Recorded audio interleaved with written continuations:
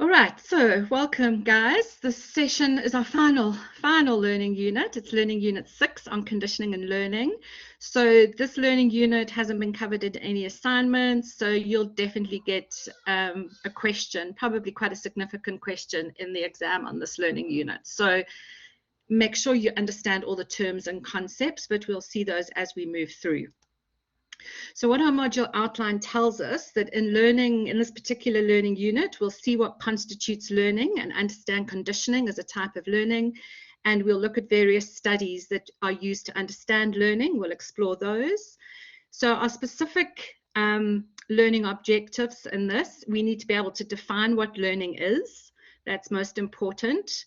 We'll look at a type of learning called classical conditioning, in which Pavlov was a fundamental contributor. We will look at operant conditioning, and we'll have to understand what operant conditioning is, of which B.F. Skinner was a fundamental contributor. And then thirdly, we look at observational learning, okay, which is Bandura, and he contributed significantly to this section of psychology. So those are the different areas we'll move through, and we'll explore those now. So right at the very beginning, we have to understand what learning is. And just in order to show you sort of to differentiate, I think you all understand what reflexes are. If you go to a doctor and they tap your knee with that little hammer, your knee jerks. Okay, so it's an automatic involuntary response to something. There's no learning involved in it at all. And then we have our instincts, which are sort of the next level of learning. And those are very much inborn patterns of behavior that we have for certain things, is our instincts. But learning itself, where we learn something, learning is a relatively permanent change in behavior. So it's the behavior significantly that we're looking at, and it's a change in behavior that takes place due to learning, which obviously is advantageous for survival. And the change has to be due to learning. It's not a developmental change that happens physiologically, part of growth, but it's actually about learning and a change of behavior that is relatively permanent. So that's the first definition of learning. So learning, when we come to define what learning is, learning can be understood as knowing something you didn't know before, or being able to do something you were previously unable to do. So that's what we do all the time in psychology. We're learning about things we didn't know before, and we're learning to do things that we couldn't do before. And learning itself is a very core concept at the heart of psychology. And learning in our context and in our environment can shape our habits, it can shape our beliefs, it can shape our personality, it can shape our emotions, and it can shape our personal preferences to things. So you can see there that it has a wide-ranging effect on some of our key psychological elements. So learning itself is a process, and it's the actual process that happens behind observable behavior changes. And that's also a very key word. It's observable. So where there's changes in behavior that can be seen, then learning is the process that sits behind it. And we assume then that learning has taken place when a change in behavior happens. So the change in behavior happens due to the process of learning. So it's important that you can understand the concept of what learning is and its important role in psychology. So when we come to discuss learning itself as a process, we look at 3 types of learning, and we're going to go into each one of these in more detail during the rest of this session. So the first type of learning that can happen is a process called classical conditioning. And classical conditioning has to do with involuntary behaviors. It's where we form associations between pairs of stimuli that happen sequentially in time. So for example, if you get stung by a bee, and you'll feel the pain of being stung. Okay, that's conditional or classical conditioning. You're being conditioned to a bee sting, giving you pain. Okay, so what you might learn to do is fear the bee. So that is what classical conditioning is. Operant conditioning is a different kind of learning. It's about voluntary behaviors. So it's where somebody can change their behavior voluntarily. It's not a result of a stimulus that happens and a conditioned response. It's actually about changing behavior voluntarily. So you form associations between a behavior and the consequences of that behavior. So if you study hard and you get good grades and you get rewarded by your teacher, that is operant conditioning. You will study harder to get better grades and to be rewarded. So you're actually physically in control of your behavior and you are changing it yourself. And the final type of learning we look at is observational learning, and that's basically modeling. It's seeing how everybody else behaves and you copy their behavior. You learn through watching the actions of others. And that can be very cross-cultural as well. It's about transmitting information across family members, across cultures, but we learn by observing and watching. So those are the three types of behavior we really have to understand. Classical conditioning, we look at Pavlov, he's the contributor there, Skinner for operant conditioning, and Bandura is one of the contributors or the main contributor for observational learning. So what we're doing is we're actually talking about what's called associative learning. We are making associations between things. We're making connections between things. So we're making connections between stimuli and behaviors. A happens, so B happens. That's what an association is. So it allows us to make some level of prediction based on what's happened in the past, about what can happen in the future, depending on what we've learned. We talk about conditioning, and conditioning is the process of learning those associations between events and the environment. That's what conditioning is. And the actual association is the link that's made between two different things. So those are the sort of three approaches to understanding the different ways that behavior can be learned. Okay, those are three core processes, and that's what you need to be very clear on. And we'll go through each one. So classical conditioning, that's our first type of conditioning. It's a very basic level of conditioning. And some of you in the first chapters also might have read about Pavlov conditioning dogs through the process of classical conditioning. And it's where associations are formed between pairs of stimuli that follow sequentially and creates a certain response that was initially created by another stimulus. So if we look at the picture on the left, classical conditioning explains many of our learned responses to something that happens in our environment.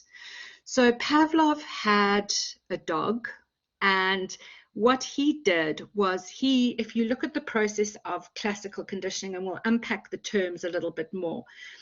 If you have a dog and you put a roast chicken in front of the dog will salivate. It's an automatic response. Okay, it's had no exposure to this particular chicken before.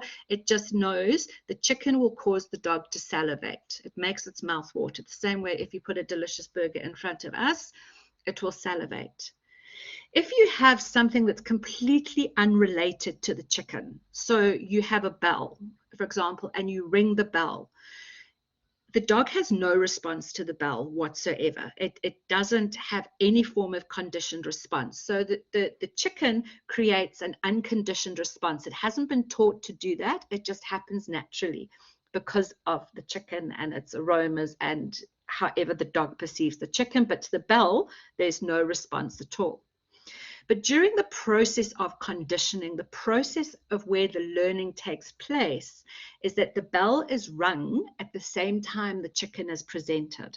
So now the dog is salivating to the ringing of the bell and the chicken. It's learning to associate that bell, okay, with a chicken. So it is conditioning the response of salivation. And after you've done that process of conditioning, if you just ring the bell, the dog will salivate because now the dog has been conditioned to the bell being associated with chicken. So now you've got a conditioned response of the dog. It's been conditioned to the bell, and the bell that was previously a very neutral stimulus and had no association whatsoever, it's now been conditioned to create salivation in the dog. That's the core principles of classical conditioning. So when we unpack some of those terms, the stimulus itself, okay, is whatever causes that response. And it can either be an unconditioned stimulus like the bell, or a conditioned stimulus where it's been learned to salivate to the bell. So conditioned means something must be learned, and unconditioned is a factor that's basically reflexive. That's the initial salivation. It's unconditioned. There's been no learning. It's unconditional. So the unconditional stimulus is the food, okay? So that's got some kind of, like we said, innate sort of biological meaning to the organism. It elicits a response without any previous exposure. It's unconditioned. The conditioned stimulus now becomes the bell. The dog has been conditioned to salivate to the sound of the bell. So that bell is now a conditioned stimulus. An unconditioned response is that initial response that happens, the salivation. So it's the response that appears with no prior experience, so salivating to the sight of food. And the conditioned response is a response now that has been learned through classical conditioning. A conditioned response tells us that ultimate salivation of the dog to the bell tells us that learning has occurred. So it's very much based on what the stimulus is, whether it can elicit an unconditioned response, and then whether you can condition the response to happen from now changing that initial stimulus to be a conditioned stimulus. Does that make sense? And that briefly is sort of an overview of what Pavlov did with his dogs to investigate learning. So this is the picture from your textbook. So before there's any conditioning whatsoever that's taken place, the neutral stimulus is the unconditioned stimulus, which is the neutral stimulus, which is the bell. It gives no response whatsoever. The unconditioned stimulus provides that unconditioned response. So in this case, it talks about a meat powder, which is a similar thing to a chicken, and it causes salivation. During the actual process of where learning happens, that neutral stimulus is paired with the unconditioned stimulus to give the unconditioned response. And when conditioning is finished, when the process of finishing is finished, learning takes place, the conditioned response takes place, because now that conditioned stimulus is creating that response. So that is the process by which classical conditioning takes place. So in summary for that, an originally neutral stimulus, the bell, comes to elicit a response that did not previously exist. So remember we said about learning is a new behavior, a behavior that didn't exist before. We've now been conditioned to towards a particular behavior, in this instance, salivation at the sound of a bell. So that is what classical conditioning is about. And we see classical conditioning in our everyday life. We're conditioned sort of to fear things, and classical conditioning can often result in anxiety. So if we think about a phobia that we might have for something, which is an irrational fear of things like the spider, a phobia really develops. It can be narrowed down to an actual experience that involves classical conditioning. So pairing that neutral stimulus with a negative unconditioned stimulus creates a negative attitude towards that stimulus, whether it's fear or whether it's anxiety. So an example there about how classical conditioning can be looked in terms of the development of phobias. The process of classical conditioning can explain how we actually acquire a phobia. For example, we learn to associate something we do not fear, such as a dog, which is the neutral stimulus, with something that triggers a fear response, such as being bitten, an unconditioned stimulus. After that association is formed, the dog is now conditioned, it's a conditioned stimulus, to cause a response of fear, a conditioned response, and consequently we develop a phobia, or we develop a fear of dogs. So previously we might not have feared the dogs. The dogs were very neutral, but the bite would be the thing that conditions, where conditioning takes place and a phobia develops. So I hope that can sort of show you how conditioning can lead to the development of things like anxiety and phobias. So if we think about everyday responses, we think about anxiety. Anxiety is not quite as severe as a phobia, but if you go to the dentist and you have a bad experience at the dentist and he's doing a root canal and suddenly there's pain, the drilling initially was the unconditioned stimulus, but now pain is associated or linked to the sound of the drill. Therefore, the drill becomes conditioned, and we now start to get anxious when we go to the dentist, because now we're fearing the dentist, not even because of the pain, but because now we've been conditioned to the sound of the drill causing anxiety in response. So the conditioned response is anxiety at the sound of the drill. Okay, so whether that happens depends on history, it depends on situational levels, it depends on your own personal anxiety levels, but it's an example of how classical conditioning in our everyday lives can cause anxiety. But at the same time, it can cause anxiety, but also we can be conditioned to pleasant things too. So now's the time of year when people start playing Christmas music. And if you are in a shop and people are playing Christmas music, you might feel happy. You might have a pleasant emotional response because you've been conditioned to associate the Christmas music with a happy time. Our physiological responses can also be conditioned. It could be a smell, it could be something you taste, it could be anything like that. A physiological response could condition us to possibly be happy. If we have a smell of a scented candle, we're conditioned to automatically be happy. We're now conditioned to that particular stimulus with a conditioned response. It might have previously been an unconditioned stimulus or a neutral stimulus, but something happy happens. You might have gone to a spa and the candle was lit, and that aroma of the candle reminds you of the spa. So you're conditioned when you see a candle to think of good things. And also we can change people's preferences by continually pairing positive stimuli and increasing that pairing and decreasing pairing with negative stimuli, which can happen in advertising as well. So we get to associate Coca-Cola with happiness, and it's quite a clever way of using advertising. So when we look at the basic processes in this thing called classical conditioning, or this type of learning we've just learned about, we have the word acquisition. And acquisition is basically the development, it's the gaining or acquiring of new knowledge, it's the conditioned response. It's a process of acquisition, that's what the learning is. But when we look at that, we've also got to make sure that there's not a great deal of time between the conditioned stimulus and the unconditioned stimulus. The longer the time there is between the two, the less chance there is of acquisition taking place or learning taking place. So they've got to be close together in time. Often stimuli that are new or unusual or intense are more likely to become conditioned.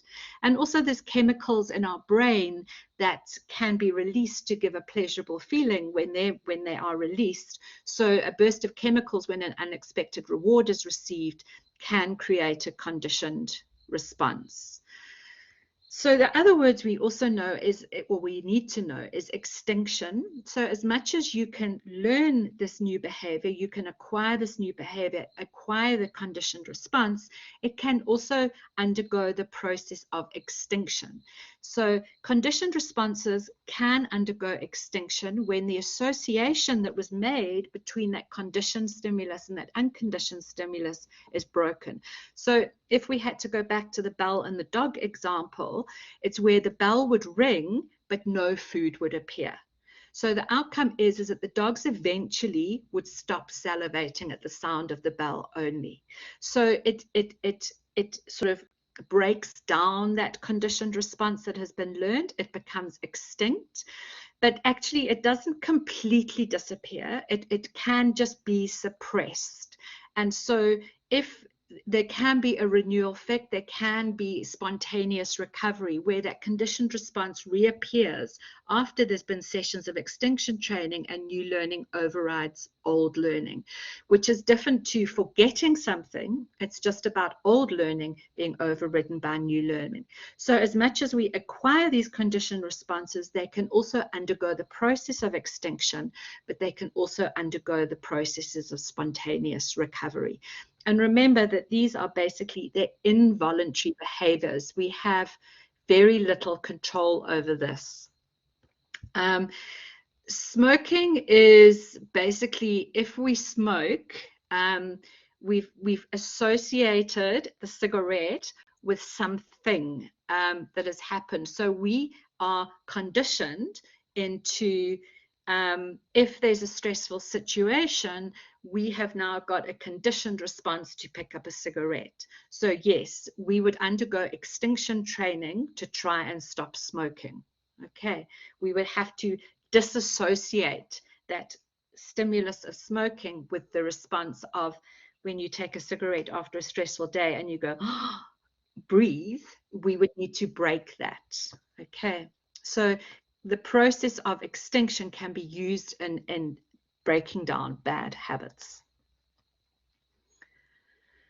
So again, there are some different phenomena involved in classical conditioning. One is around generalization. So there's an experiment that was done called Little Albert, and poor little Albert was conditioned to fear a white rabbit. So little Albert was a baby and was put in a room with a white rabbit, and the white rabbit was presented and there was a bang. And so little Albert was gradually conditioned to fear the white rabbit because it was associated with that bang. But what happened after that is his fear of the white rabbit was generalized to a fear of all things white. And if there was a white dog, or if there was a white horse, or if there was a Father Christmas with a big white beard, his fear response would come into play. So as much as you condition to one thing, that thing can be generalized to similar things that are similar to that original conditioned response, which does play a role in things like the development of panic disorders. If you have a bad experience in one shopping mall where you might have been maybe mugged or something, or had your phone stolen, you've now been conditioned and it's generalized to all shopping malls. So it's taking that initial thing and generalizing it across a much bigger context. And discrimination is also something we can make fine distinctions between the different stimuli, for example, high and low tone. So eventually we can discriminate between those two things and adapt our behavior accordingly. So those are some experiences of classical conditioning, and I hope you understand. So you need to understand Pavlov, you need to understand his experiment with the dogs. There's certain versions of the experiment that happen, but you've also just got to mainly understand those key terms of the neutral stimulus, the conditioned stimulus, the unconditioned response, the conditioned response, and make sure you are clear on what classical conditioning is. Now we move on to operant conditioning. This is a completely different kind of learning, and it's one that you will see a lot of relevance in because it's what happens often in our day-to-day existence. So it's very much an association between the behavior, but the consequences of that behavior are what is important. So in classical conditioning, it was very much involuntary, but now we are voluntarily seeing links between a behavior that happens and a consequence of that behavior. So operant conditioning is a type of learning in which a voluntary response is strengthened or weakened depending on its favorable or unfavorable outcomes. Therefore, it's not a reaction to a stimulus like we saw with classical conditioning, but it's the result of the organism or the human itself operating on its own environment. It has some level of control to be able to produce an outcome. So it's very much influenced by the outcome that follows the behavior. What happens after the behavior is really important, the outcome, and it's that outcome that strengthens or weakens the behavior that preceded it. So the first person to think about this kind of learning was Thorndike, and he worked with cats in a puzzle box, is what he called it, with the law of effect. So he puts cats inside this puzzle box, and the one door, there's a lever with a string and a little lever inside on the floor, and it puts a bowl of food outside, and as the cat walks around the cage and it triggers the lever, the door opens and the cat goes out to eat its food. But the learning is, it's learning to escape, but it repeats those behaviors that lead to desirable outcomes. So the cat is more and more and more frequently, and the timing is important. It's measuring, the learning is taking place because the cat is pushing that lever more and more often to know that the door opens and it can access its food. So that's what the law of effect is. It's about repeating actions that produce desirable outcomes. That is Thorndike and his puzzle box, and that's where the learning takes place. The cat is learning to push the lever because of the fact the door opens and it can get to his bowl of food. So after Thorndike came along, then our key theorist in operant conditioning is B.F. Skinner, and it's really important you understand B.F. Skinner and how he investigated and came up with expanding this concept of operant conditioning. And he had rats that he put in a box called a Skinner box, and inside the Skinner box was the lever, and if the rat pushed the lever, the lever would allow a food pellet to be released.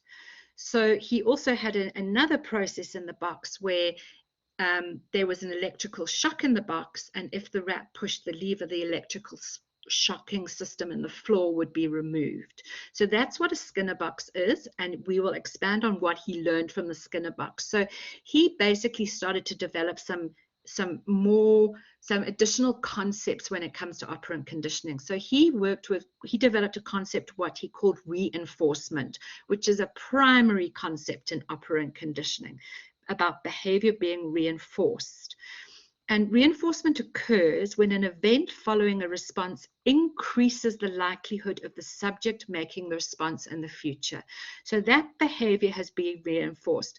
When the rat pushes the lever and the pellet is released, it will then push it again, and it will push it again, and it will push it again. So the behavior of pushing the lever is being reinforced due to the release of the pellet, something that is making that behavior happen more and more frequently. So food reinforces the response of pushing the lever, and it will develop, and he measured the timing between how often the rat pushed the lever, and it actually, the pushing the lever, they push the lever more and more and more and quicker and quicker and quicker.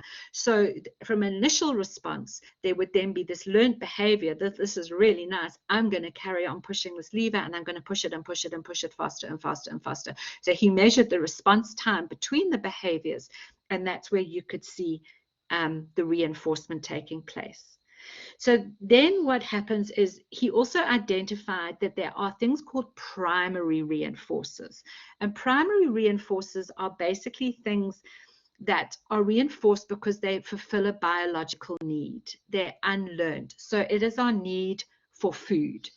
So we know that when we're hungry, we need food. We've been conditioned to need food, or through the process of operant conditioning, our body needs food. It's a biological need. If we're cold, we're sort of biologically conditioned to seek warmth. Those are our primary reinforcers. But from that, we develop these secondary reinforcers. These are learned and conditioned reinforcers. We learned to acquire reinforcing qualities by associating them with something primary or a primary reinforcer. So if we're hungry and we need food, we've learned to now we actually need money to buy food. So money is the secondary reinforcer of satisfying our hunger.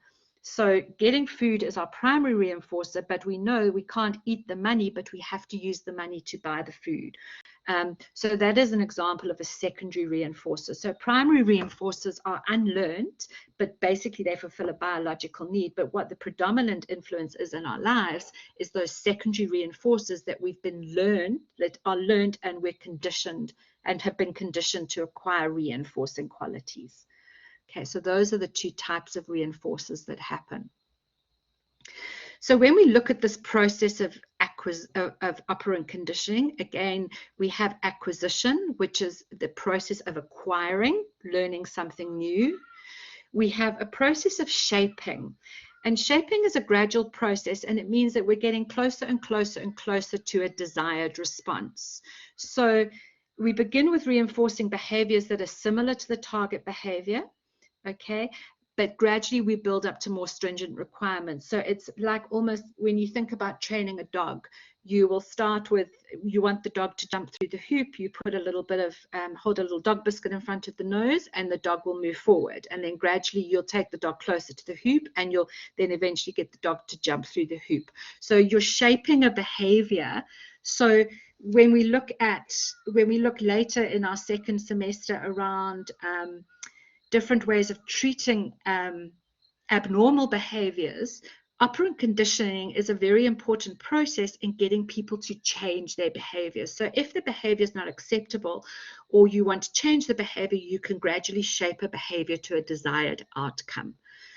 Extinction, again, is relevant in operant conditioning, which is that gradual weakening and eventually disappearance of a response due to the response no longer being followed by the reinforcers. So if we stop dropping the pellet when the rat is pushing the lever, the rat will eventually push the lever less and less frequently to a point where it stops pushing the lever altogether. So that reinforcement needs to be maintained to some level. Okay. And again, generalization, stimuli come before a response that can influence behavior. So we have discriminative stimuli, which accuse that influence operant behavior by indicating possible consequences of a response. Therefore, the responding increases or decreases in the presence of something that's similar to the original stimulus. So similar terms that we had in classical conditioning, but now we are applying them to operant conditioning. So the fundamental part of operant conditioning is about changing behavior. And we have two very key terms here. One is positive reinforcement, and the other is negative reinforcement. And it's really important you understand what these terms are. So we've said that reinforcement is a process by which you encourage a particular behavior so it happens more frequently in the future. Okay, that is what learning is. So positive reinforcement increases the frequency of the behavior due to its positive outcome, a reward. Okay, so let's think back to the Skinner box and think back to the rat and think back to the food pellet. Okay, it's a positive outcome, it's a reward. The rat in the Skinner box is increasing the frequency of pressing the lever because it's being rewarded by something positive. That is positive reinforcement. The opposite to that is negative reinforcement. But remember, we are still looking at strengthening behavior. Okay, negative reinforcement is different to punishment. Punishment is about removing a behavior, whereas negative reinforcement, we are still trying to strengthen the behavior, but we're doing it through removing something negative. So when I said to you, in the Skinner box, there's also electrical currents in the floor of the box, and the rat is getting shocked. And when it pushes the lever, the shocks stop. That is negative reinforcement. We are strengthening the behavior of pushing the lever by taking away a negative outcome. So it's still a favorable outcome. Although we're calling it negative reinforcement, it is the behavior, the frequency of the behavior is still being strengthened.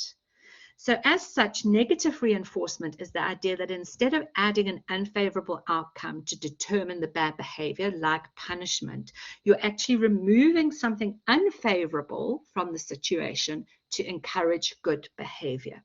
So it's important to see the difference. In both instances, the behavior is being strengthened, but one is being strengthened through the addition of something positive, and the other is being strengthened through the removal of something negative. But in both instances, the behavior itself is strengthened. So an example of Positive reinforcement is you introduce a reinforcing stimulus following a specific behavior. So we're strengthening that response because it's followed by something rewarding. It could be if you work hard, you get a good grade. If you work hard at work, you get an increase. If you do something well at home or tidy your room and your parents say, well done, those are all positive reinforcers. Okay, the behavior is strengthened due to that. Something like negative reinforcement, like we said, is the strengthening of a response because we're removing something unpleasant. So if, for example, you get sunburned and you then apply sunscreen to avoid getting sunburned, that is negative reinforcement. You're taking away a negative outcome. So you tidy the house to avoid a mess. You're removing something unpleasant and you're strengthening the behavior of tidying the house. You give in to at the end of an argument. You're removing something negative, applying sunblock, we said. So negative reinforcement plays a role in escape and avoidance learning. So we learn to avoid situations that cause anxiety. We try and remove that negative response to increase the behavior. A phobia, for example, is when we spoke about phobias, we avoid the situation of fear. So we take steps if we're scared of elevators, as an example. It's negative reinforcement. So those are the basic principles of negative reinforcement. So positive reinforcement, when we look at that, the response is to push the lever, that's the behavior. The rewarding stimulus is the food that's being delivered. The effect on the behavior is the tendency to press the lever increases. And he measured that in the response rates between the pushes of the lever. Negative reinforcement, the rat pushes the lever, but the shock is turned off and the tendency to press the lever increases. So I think those examples are quite clear, and it's quite nice to do it diagrammatically and just keep in those sort of key pictures of the rat and the food and the rat and the electric shock, and it gives you a picture in your head of what the process actually involves. So when we look at operant conditioning, we also do have to look at punishment, because again, negative reinforcement, like we said, strengthens the response. We're taking away the negative outcome to strengthen the response. Punishment is actually weakening the response. That's what punishment does. So punishment is any consequence that actually reduces the frequency of the associated behavior. Okay, so the rats get a shock when they touch the lever, so they stop touching the lever. It's something that reduces the behavior. It's a negative outcome that reduces the behavior. But again, with punishment, like we had positive and negative reinforcement, we've got positive and negative punishment. So positive punishment is about applying an aversive consequence that reduces the frequency or eliminates the behavior. So like spanking, which is not a good example, and why I've put there to read your textbook, because it gives you a very good understanding of why spanking a child as punishment is not an effective form of punishment. But do you understand what I'm saying? So if you look at the picture of the man with the dog, punishment, positive punishment is him shouting at the dog. He's trying to stop the behavior that the dog is doing by shouting at the dog. You're applying something aversive. Negative punishment, on the other hand, is the removal of something desirable. So you punish somebody by removing their cell phone, or you punish them by grounding. You're removing something desirable from the environment. That is what negative punishment is. So when we look at the little table that I put there, where it now has the difference between reinforcement and punishment, positive reinforcement is a favorable outcome that reinforces the behavior. He's talking nicely to the dog and loving the dog, and so the behavior is being reinforced. Positive punishment is shouting at the dog. Negative reinforcement is taking the lead off the dog so the dog can run. You're removing something unpleasant from the environment so that the behavior is strengthened. And negative punishment is the dog's obviously quite happy on the carpet, but the man is removing the carpet as a form of punishment. So I did just put a note at the bottom I think it's from your textbook, reinforcing desired behavior is a more appropriate technique for modifying behavior than using punishment. Okay, so rather reinforce the good behaviors, the behaviors you want to strengthen, than punish the behavior. Positive reinforcement is more effective. Research is clear. Spanking is both ineffective and ultimately harmful to children, and reinforcement beats punishment. Reinforcement for subsequent behavior that is more appropriate. So it's just important to understand the difference that reinforcement is not punishment, negative reinforcement is not punishment, and that there can be positive punishment and negative punishment as some of our key terms in operant conditioning, and I hope those are clear to you. So just in terms of a summary, reinforcement increases the frequency of the behavior that precedes it. Punishment decreases the frequency of the behavior that precedes it. The application of positive stimulus brings about an increase in the frequency of behavior and is referred to as positive reinforcement.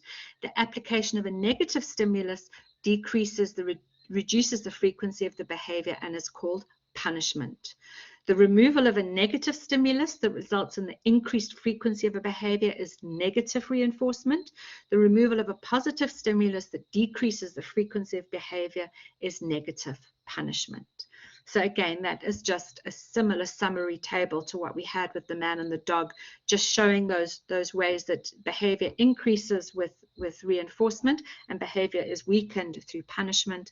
Both have positive and negative approaches. When we think about reinforcement, it's also, there's an issue that speaks to how reinforcement is scheduled, a scheduling of reinforcement. So it's the time delay between the response and a positive outcome. It's important in strengthening that response. So we saw that the rat pushes it more and more frequently and gets increased rates of responding. So a schedule of reinforcement is a specific pattern or presentation of those reinforcers over a period of time. So continuous reinforcement means that behavior is reinforced every time it occurs. It's very continuous. Behavior is learned more rapidly, and it's easy to extinguish when you start to remove those continuous patterns. Partial reinforcement happens when the desired behavior is not reinforced every time. Okay, it's only reinforced on some occasions, and because it's only reinforced on some occasions, it's hard to make it extinct. There's two different types of schedules of reinforcement. One is the ratio schedule, which basically means the number of times the behavior occurs. So it looks at the specific timing, and I will reinforce this behavior every time it occurs or in a certain pattern, like a fixed ratio schedule. So every time after a week I get paid, I know that after a week I get paid. It's a fixed ratio schedule. The behavior has to occur a fixed number of times before it's reinforced. So I work and work and work 7 days a week, I get paid. I work and work and work 7 days a week, I get paid. Or I get paid after I've made, if I work in a factory that's producing goods and I get paid per item, and I get paid for every 10, I would work as quickly as possible. So I'm rewarded after every 10th thing that I've made. I'm going to work as quickly as possible to make those things happen so I can get paid. A variable ratio schedule means that it's not like 10, 10, 10, 10, 10. It's some kind of law of averages around a number. And where you see this is that if you look at a slot machine does not pay out every 10th time. It pays out around an average number of times that you push it, but you don't know what they are. So you're actually unable to predict when that reinforcement will take place. So you will then have a high, steady rate of responding to wait for that reinforcement to happen. You will actually keep pushing until you get to a point where you think, well, it's going to happen sometime soon. So it increases the response rate. And an example of that is a slot machine. That's your ratio schedule. It's based on the number of times the behavior occurs. Your interval schedule looks at the time. It looks at the time between the behaviors occurring. So a fixed interval schedule is the time before a reinforcement becomes available as fixed. So your overall response rates are relatively low and they drop after reinforcement. Your variable interval basically means that your interval again of time fluctuates around an average. And so you have a high. Yes, exactly. That's a very good example. You have a high rate of responding. So you can see how behaviors can be manipulated around reinforcers, and how psychologically, in using things like slot machines or in using things like paid per item produced, you can change people's behavior or have a significant impact on people's behaviors. I'm not going to touch on this because it isn't really part of what we need to do, but it's just about development in the direction of study and conditioning. And there's a section in your textbook about how taste aversion can be conditioned, and how there's things like preparedness where we can condition people to behave in certain ways. So I'll just skip over those for now for fear of time. But the main thing is to understand operant conditioning, those key terms, and our Skinner box and the work that B.F. Skinner did. And our final section of the type of learning we have is observational learning. And we spoke about this right in our introduction, and it's about the ability to learn by watching models. So we watch others, we watch other people, the other people are called the models. It means that we don't have to directly engage in the behavior to experience the reward, but by watching other people, okay, we learn to imitate the behavior so that we can have the outcome. Whether it's positive, we would increase the behavior for a positive. We see someone getting rewarded. If I have a wall and I have two buttons on the wall, and one button is electric shocks and the other button spits out coins, and I watch someone go into the room and touch a button and get shocked, and touch a button and get coins, when I go in, I've learned to avoid the shocking button and I go straight for the button that drops the coins. I've learned by watching somebody else being rewarded. Or your behavior can be changed. If you watch someone be punished, your behavior can change. So it works in both ways. So learning occurs indirectly, basically. We occur without experiencing ourselves any negative consequences. We watch him push the button and get shocked. Therefore, we don't push the button. We don't have to experience those negative consequences from learning, for learning to take place. And because we're very social people, and social modeling is a very powerful tool, it can override other influences on behavior due to our social nature. So you see that in teenagers and their behavior where, you know, they will follow their peers or do what their peers do, which goes against the grain of maybe what their parents have told them to do. So because of our social nature, observational learning is a very powerful thing, and both positive and negative behaviors can be influenced through observation. And the key theorist in observational learning is Albert Bandura, and he had a doll called, well, it was called a Bobo doll. There's a picture of the Bobo doll on the left. It's like a clown shaped, look like a skittle with a weight at the bottom, and when you push it, it will go over, but it will bounce back up again. I think you see them around. And so what he did was he put a Bobo doll in a room, and he put an adult in a room with the Bobo doll, and he had a child sitting outside watching the adult engage with the Bobo doll. And the adult went into the room, and the adult was aggressive towards the Bobo doll. He knocked and pushed, and it bounced back up, and he shouted and just displayed aggression. When the child went into the room, the child imitated the behavior of the adult. So that is what learning is. It's that the child imitated the behavior of the adult. In this case, the study was on aggression and on learned aggression through social modeling. If the adult was rewarded for his behavior, the child is more likely to display aggression. But even if the adult was punished, the child still showed a level of aggression. So that concept of modeling is still very fundamental. So he identified for modeling that 4 things need to happen. The child's got to pay attention to the behavior that is taking place. The child needs to retain the memory of what the model did. The child, or whoever it is, the person needs to be able to reproduce the behavior, and the person must be motivated to perform the behavior. So when you look, if you're sitting in an exam and you see your friend, is this used to support the theory of racism as learned and can be unlearned? Yes, very much so.